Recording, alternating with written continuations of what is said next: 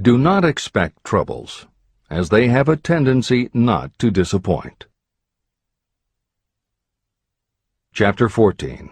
The Brain. A broadcasting and receiving station for thought. The 12th step toward riches. It was while I was working with the late Dr. Alexander Graham Bell and Dr. Elmer R. Gates that I first proposed the idea that every human brain is both a broadcasting and receiving station for the vibration of thought. In some way similar to the principle behind the operation of a radio receiver, every human brain is capable of picking up vibrations of thought that are being released by other brains. These are received as hunches and flashes of intuition. As was explained in previous chapters, it is your creative imagination that is the receiving set of your brain, which receives thoughts from your subconscious and, under certain circumstances, receives thoughts released by the brains of others. Your creative imagination is the interconnection between your conscious or reasoning mind and the four sources from which you receive thought stimuli. 1. Consciously from other people. 2. Your subconscious. 3. Subconsciously from other people. And 4. Infinite intelligence.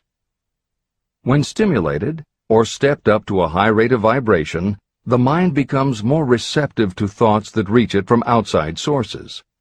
This stepping up process takes place through either the positive emotions or the negative emotions. Through the emotions, the vibrations of thought may be increased. The brain that has been stimulated by emotions functions at a much more rapid rate than it does when that emotion is quieted or absent. The result is the increase of thought to such a pitch that the creative imagination becomes highly receptive to ideas. On the other hand, when the brain is functioning at a rapid rate, it also gives to your own thoughts the emotional feeling that is essential before those thoughts will be picked up and acted upon by your subconscious mind. The subconscious mind is the sending station of the brain, through which vibrations of thought are broadcast. Autosuggestion is the medium by which you may put into operation your sending station. The creative imagination is the receiving set through which the energies of thought are picked up. Editor's comments. The following combines the above concept with the related materials from previous chapters to provide a step-by-step recap of Napoleon Hill's view of the process. 1. The brain is simultaneously both a broadcaster and a receiver. 2. Emotion affects both your ability to send and your ability to receive. When under the effect of strong emotion, the more powerfully you can send thoughts. When under the effect of strong emotion, the more receptive you are to receiving thoughts. 3. When you send thoughts, to where do you send them? You send them to your subconscious by using autosuggestion. 4. When you receive thoughts, where do they come from? They come from your subconscious and you receive them through your creative imagination. 5. Your subconscious mind has two aspects. Your subconscious is a storehouse of information, as explained in the previous chapter. Your subconscious is your connection to infinite intelligence.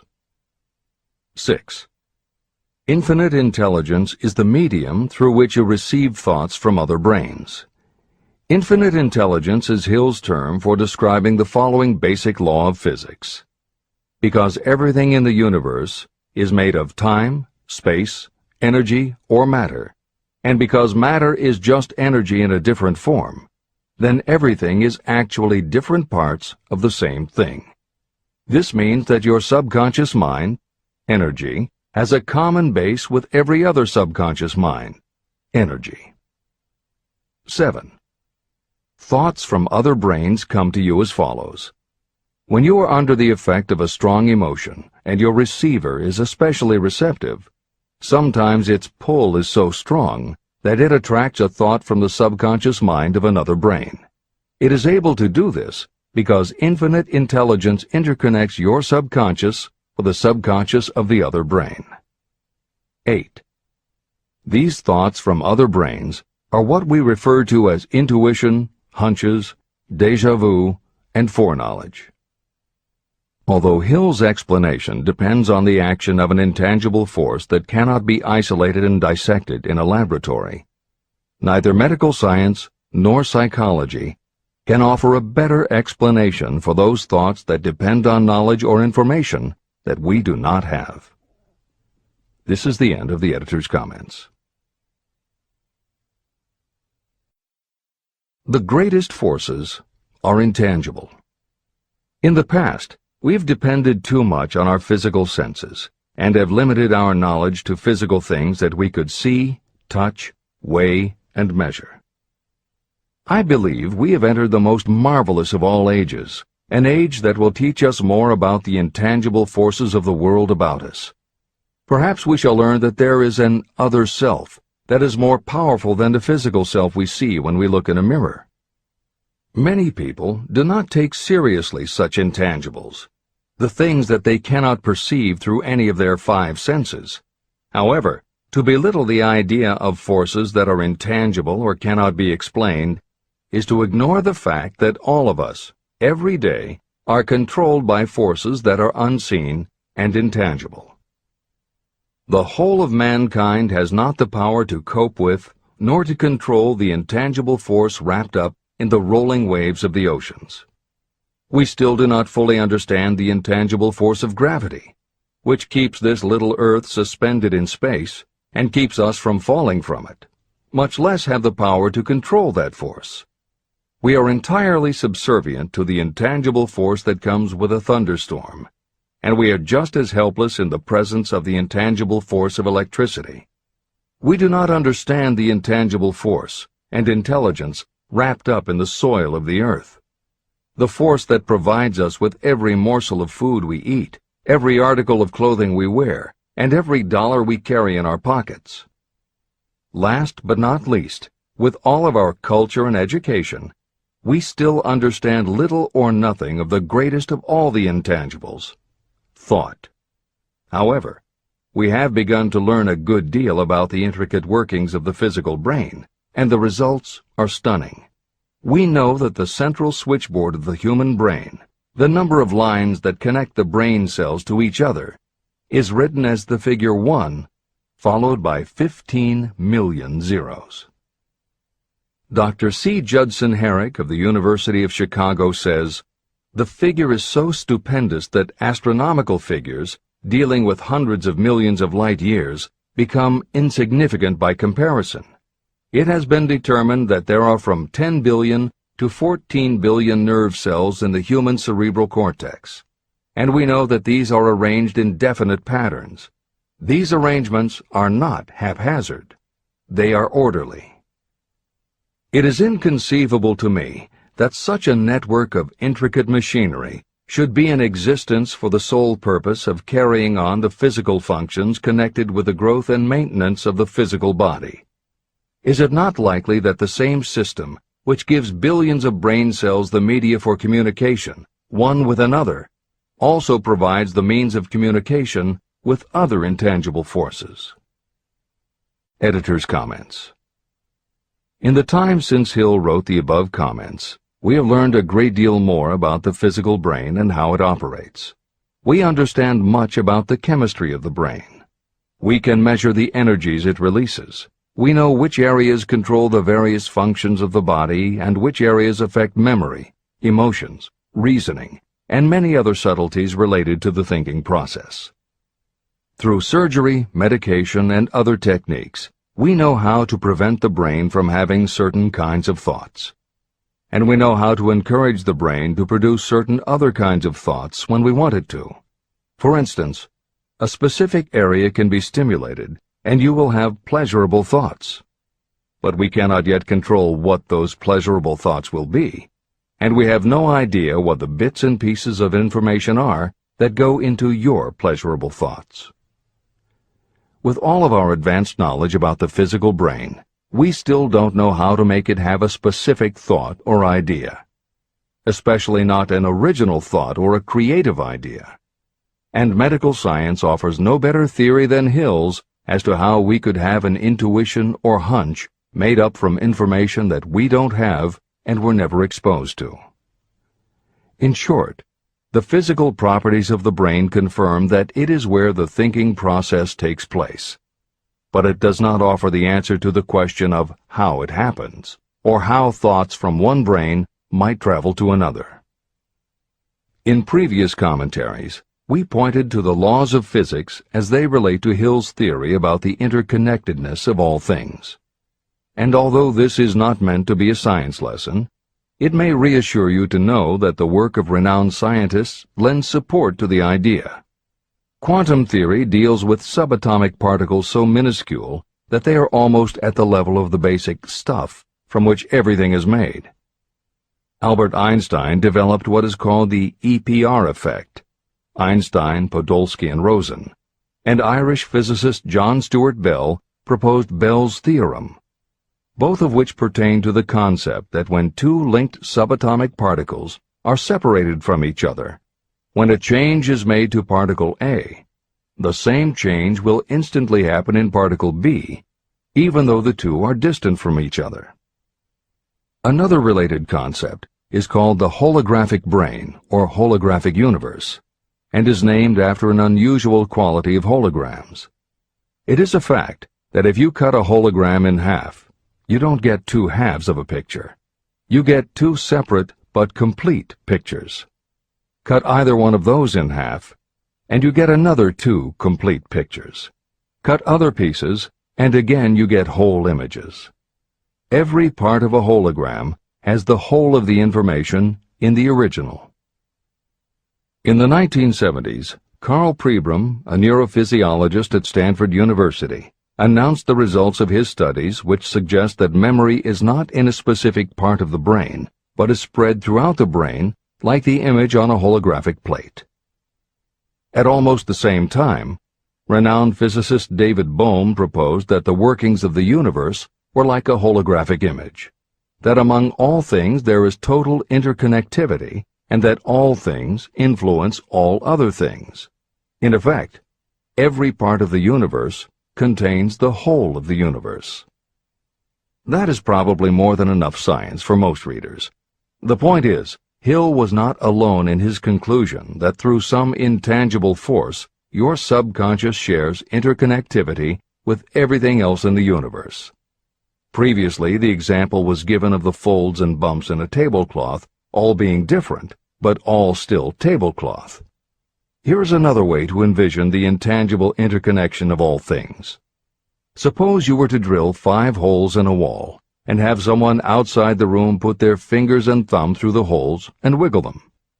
If you then bring into your room someone who only believes in tangible things that he or she can see, that person will see 5 separate objects that can move independently of each other. You may tell the person that behind the wall the objects are connected and all part of the same hand, but because they cannot see the connection and disbelieve anything they don't understand, the person will not be convinced. Neither modern medicine, nor psychiatry, nor technology can yet conclusively show us behind the wall. But the fact remains, we have all had a hunch about somebody, and it turns out to be right. A premonition that something will happen, and it does. Or a feeling that something isn't right with someone who is not there with you, and it turns out to be true. How does this information come to us? As mentioned previously, psychologist Carl Jung called the intangible connection the collective unconscious, also called universal subconscious. Others call it the totally unified theory, the great first cause, the universal mind, or spirit, and some see it as another way of describing God. Napoleon Hill calls it infinite intelligence and offers a common-sense explanation that allows you to work with a phenomenon, even if it is not completely understood. And that, after all, is what Hill was aiming for, to give you a way to access intangible forces that will help you turn your desire into reality. This is the end of the editor's comments. After this book had been written, just before the manuscript went to the publisher, the New York Times published an editorial showing that at least one great university and one intelligent investigator in the field of mental phenomena are carrying on an organized research through which conclusions have been reached that parallel many of those described in this and the following chapter. The editorial briefly analyzed the work carried on by Dr. J.B. Rhine and his associates at Duke University. From the New York Times. What is telepathy? A month ago, we cited on this page some of the remarkable results achieved by Professor Rhine and his associates in Duke University from more than 100,000 tests to determine the existence of telepathy and clairvoyance.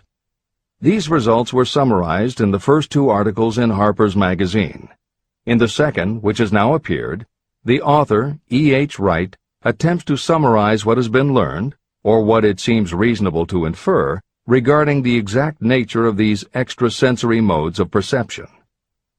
The actual existence of telepathy and clairvoyance now seems to some scientists enormously probable as the result of Rhine's experiments.